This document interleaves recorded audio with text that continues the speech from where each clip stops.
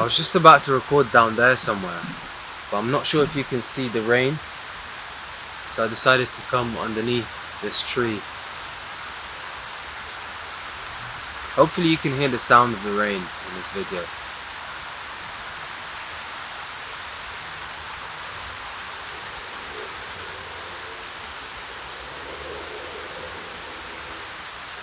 It's beautiful.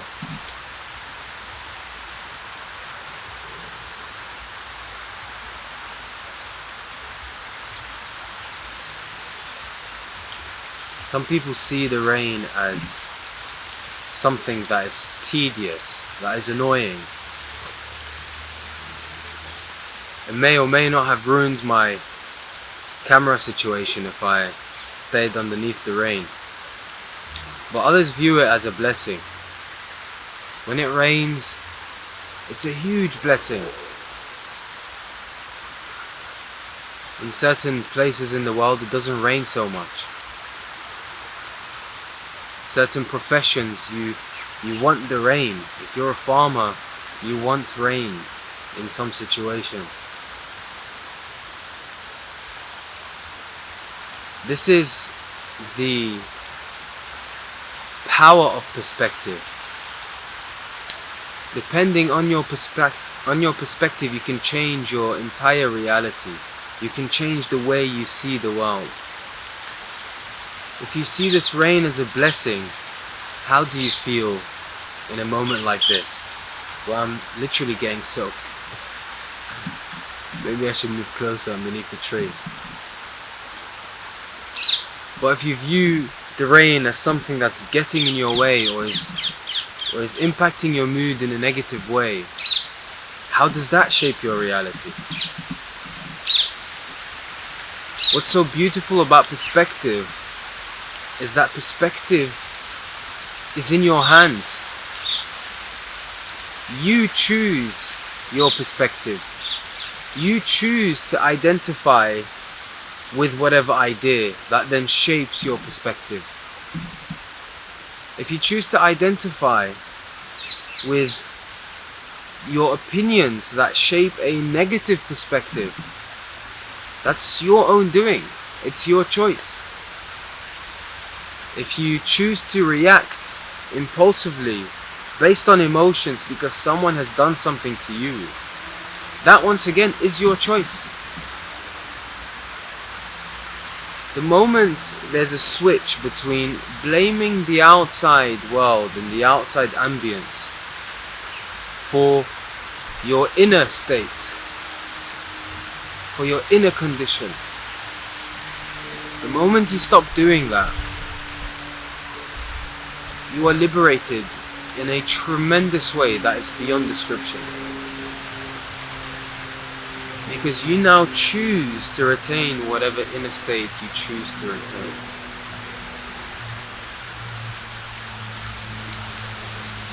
This is the power of perspective, but the problem with this is that we find ourselves being so bound by the thoughts, being so drawn and identified with the contents of our mind, with the contents of our thoughts, with the contents of our opinions, our memories, our belief systems, our ideas. When we are so caught up in this mental slur, we find it extremely difficult to be able to disentangle from that mental slurry or this mental rubbish.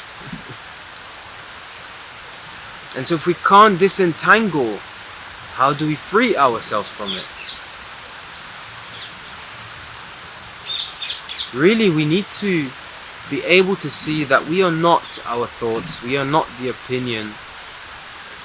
We need to understand that the thoughts passing in our mind, right now or at any time, whatever passes the mind is not you.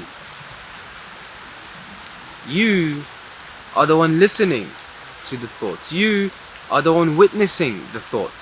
You are the one that is seeing, hearing. You are not the ear or the eyes. You are not the image or the sound that the eyes and the ears pick up. You are that which is recognizing on the most basic and the most primary and essential level the vision and the sound and the sensation and everything. This is home. This is the true home.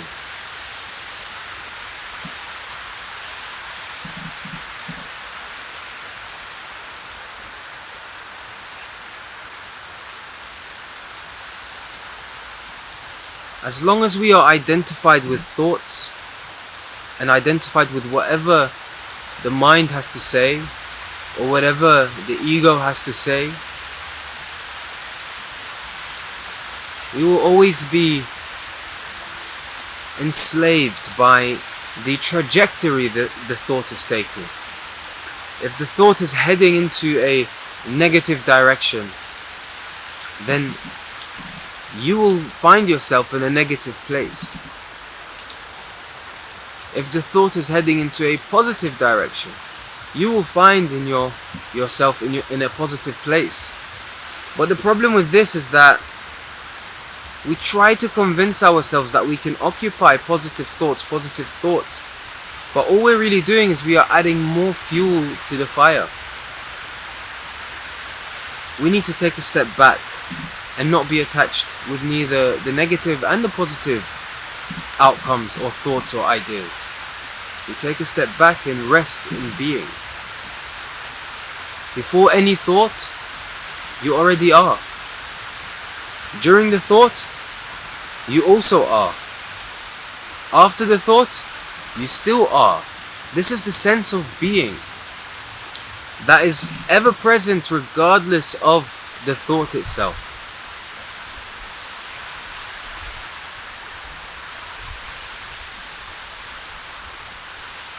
Find that space within you. Find this non-dual focal point.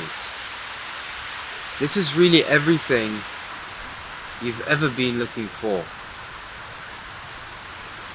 People spend their entire life looking for this place, which is not a place. It's not localized in space.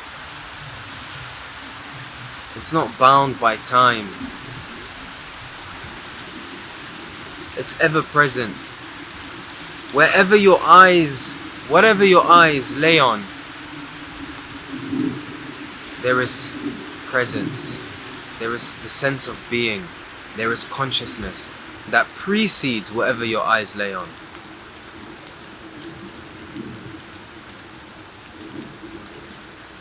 You know you exist, and no one has to convince you that you exist.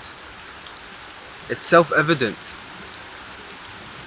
And because of that, we are able to rest in the sense of existence, in the sense of being that comes before any thought or opinion.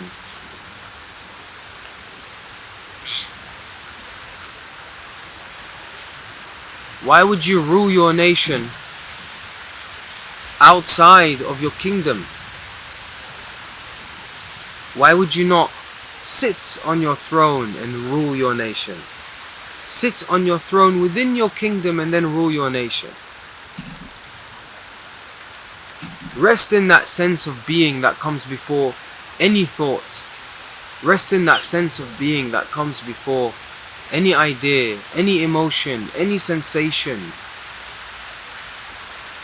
For you to be able to recognize and feel any feeling or any sensation, you've got to be able to rest in that being which you are always already doing. To be able to recognize any sensation, any feeling, it's simply due to that sense of being.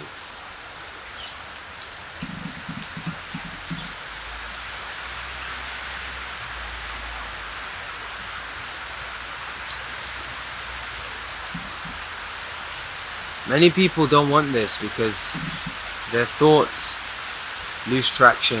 Their thoughts lose power.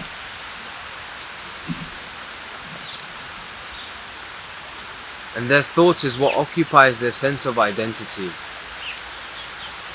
As long as you derive your inconsistent sense of power or confidence from the inconsistent sense of identity, inconsistent because the identity is ever changing,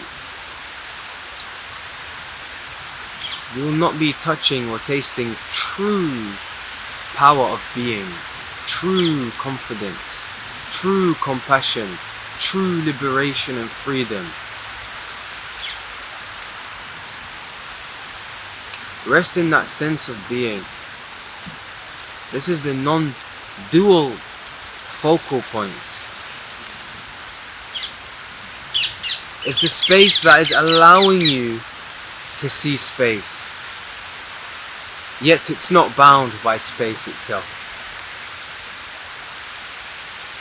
It's that which is allowing you to see light. It's that which is allowing you to recognize objects. It's that which is allowing you to do anything. That's who you are. So when you ask yourself, who am I truly? Who am I? It's none of the things that has been given to you. It's none of the things that has been accumulated. None. You are the self-evident presence that does not need conviction. You are the kingdom itself.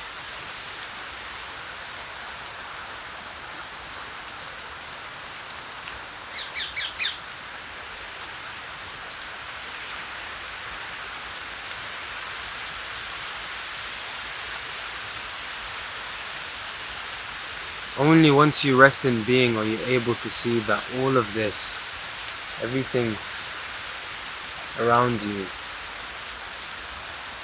is you. If you keep yourself identified with the small pocket of things you have been accumulating in your life, whether it's tangible objects or intangible ideas, as long as you keep yourself identified, you will only be able to see yourself within the confines of what you are identified with, within the confines of these thoughts and objects. But the moment you drop this identification and you allow yourself to rest in being, recognize that there is no one really there.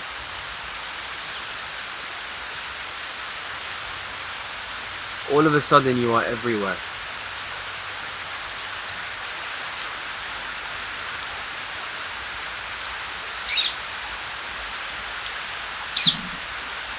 Thank you for watching. If this is something that you've enjoyed watching, you might also like this other piece of content here. This is Hassan from the Spiritual Walks, and we are on a journey towards the truth.